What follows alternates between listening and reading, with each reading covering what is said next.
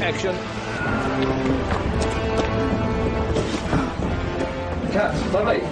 Hi, welcome to our new blog.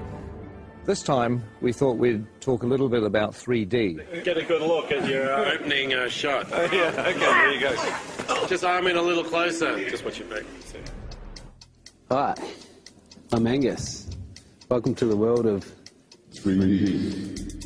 Shooting The Hobbit in 3D is a dream come true. I mean, if I had the ability to shoot Lord of the Rings in 3D, I certainly would have done it. What I actually did on the Lord of the Rings is I had a 3D camera taking 3D photographs. Hopefully, one day, maybe even on 3D Blu-ray, we might be able to actually show you some of the 3D photos from 10 or 12 years ago. 3D, and I've got reading glasses. It's all good. But now, the reality is that it's not that difficult to shoot in 3D. I love it when a film draws you in and you become part of the experience. And 3D helps immerse you in the film. But the essence of our camera system is a camera called the Red Epic. Really, it's this thing that enables us to shoot 3D on The Hobbit. But of course, to shoot 3D, you actually need two cameras. The problem that we have in the cinema world is that the lenses that we use are so large that we cannot get an interocular similar to a human's, which is the separation between your eyes. For us to get the two cameras as close together as possible, they have to shoot into a mirror. We have to use a mirror system, which is a rig that's designed by a company called 3Reality. one's left eye, one's the right eye. One shoots through a mirror, the other one bounces off a mirror, and so the two images are perfectly overlaid. With using two eyes, we can move the cameras apart and also, more importantly, is find a convergence point. For example, see around someone's face, just like you're looking at a friend. The convergence point is the screen plane itself. 3D forms two places: positive space, which is inside the box, what you see behind the person who's standing on the screen, and negative space, which is what you feel comes out into the audience, an arm, a bullet, or whatever you want. And the whole idea with these rigs is you can change the interocular and the convergence as we're shooting. We can see that separation on a 2D screen with a left and a right eye overlay. So we can do this live throughout a shot, changing our 3D effect the whole way through. Roll sound. We're watching the movie in 3D as we make it. It looks so good. You almost feel like you're in it. A lot of people have an image of 3D being big and cumbersome, and that's true, but we've got a lot of different rigs that we've built for different purposes. It's actually easier in this weird 3D world to have different camera systems for different uses. So this is a camera that we built to go on a crane that can move around and it never comes off the crane. This is the TS5 in a handheld mode. It's our main workhorse camera. It's light, it's small, so it allows Peter to get into very tight, narrow corridors and caves as if he would with a 2D camera. Oh, yes, yes, yes. You know, mobile camera work has always been very important for the films that I've made, and the last thing I wanted to do when we went to 3D was to restrict or change the shooting style. So with the camera doing the help as well, you don't need me to do much. It was very important for The Hobbit that we feel like the same filmmakers have gone back into Middle-earth to tell a new story. We're shooting at the same speed as you'd shoot 2D. Dollies, cranes, Steadicam, we put it on the shoulder and we shoot handheld. The same as we would always shoot a movie. Of course, once you've got 3 or 4 cameras for main unit, you need 3 or 4 cameras for second unit, which is 8 cameras, which is really 16 cameras. This is the world of the Hobbit camera department. We have 48 Red Epic cameras, and they're on 17 3D rigs. This one's called Walter, which was my grandfather. This one's Ronald, my uncle. Emily was Fran's grandmother. Perkins was actually Fran's dog. Witchy Poo, Frank, Bill is my dad. Fergus is the name of one of our pugs. Tricky Woo, that's the name of Pekingese. Stan is another one of our pugs. There's cameras called John and Paul, George and Ringo, who are not relations of mine. Are we having fun? Yay! We're not shooting film, we shoot digitally. We shoot onto these cards, which slot in the side of the camera. And each one of these is 128 gig. On top of that, you're shooting at 5K resolution.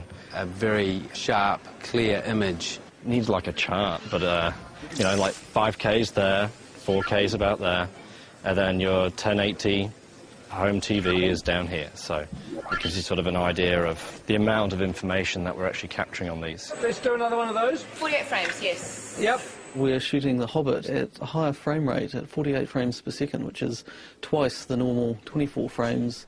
The human eye sees 60 frames a second, so 48 frames is more of a natural progression toward giving the viewer what they would actually see in the real world. The people who have seen scenes of The Hobbit at 48 frames a second often say that it's like the back of the cinema has had a hole cut out of it where the screen is, and you're actually looking into the real world. Once you add stereo, and it gives you that extra ability to control depth, you can devise ways in which it can become part of the storytelling of the film. For instance, in Mirkwood, we really play on the fact that it's a forest that's kind of hallucinogenic almost. It draws you in, it makes you part of it, and you may never get out. What we want is just to stay where you are and then... Stay back! Stay where you are!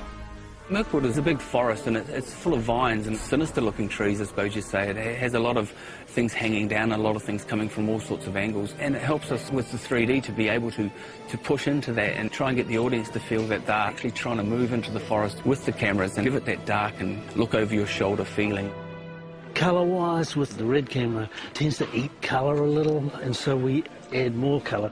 If you look at the ungraded footage, the trees look incredibly psychedelic. They look like they were painted in 1967. We wouldn't normally be quite as bold as this, even in Mirkwood, which is an enchanted forest, so it's like we oversaturate. Look! In the movie, they won't look anything like that. They'll be graded down, and you'll just get the barest hint of colour in the finished film. They're coming back!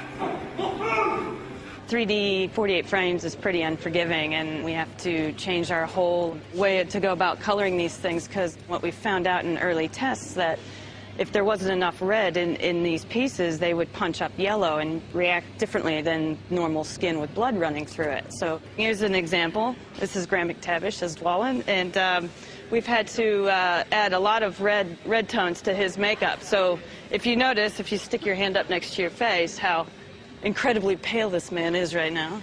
I've barely seen daylight for the last 6 months, that's fine. Yes. So we have to add the blood in the piece to make him look like a normal flesh tone. It looks freaky now, but on film it's going to read beautifully. Fingers crossed. With the 3D HD stuff, it is amazing how when people's hair moves around on the wigs, it has to actually be the real thing. It has to be real hair. And you find because the number of frames a second you're using and so on and so forth, if you've got real hair moving around, it just looks real. I've never worked on a film that's 48 frames per second and uses the cameras that we're using. It's challenging to look for fabrics that work. I know full well that a fabric that we bought ages ago for a dressing gown for Bilbo would probably make people feel sick if they saw it on camera. It's got spots on it with a little spot inside it, and it would just be like someone throwing stones at your face, I think. So I've avoided that fabric like the plague. It's in very poor taste. Others are just a joy to behold, and the camera picks it up and the audience could see every last detail. So in that sense, it's really exciting. This film is really breaking new grounds in many ways as far as the technology of the filming goes. But John and I are still working in our time-honoured methods of pencil and charcoal, composing pictures in 2D. And we thought we'd try and come up with some way of actually incorporating a 3D aspect into the way that we were producing the concept art. That might communicate more clearly to Peter and to the other technicians. So what we're doing is 2 drawings. One is in red, one is in blue, and the 3D glasses have a red lens and a blue lens, one for each eye. Don't go too heavy on it. This is probably the first serious cinema production where the actual concept art has been done in 3D. Rather than sharing just the same office, we're actually sharing basically the same vision. Vision, yes. There's been a bit of a tendency for me to take on the blue, and obviously, you know, sitting on the right-hand side of the picture, it's easier to actually get your head around the left side. It doesn't make sense when you try and explain it like that. It's a huge help for Peter because we're actually proposing the full depths. I mean, it means Peter has to wear glasses when he looks at our art, but... Yeah. My God, coming at you, look at that. Woohoo!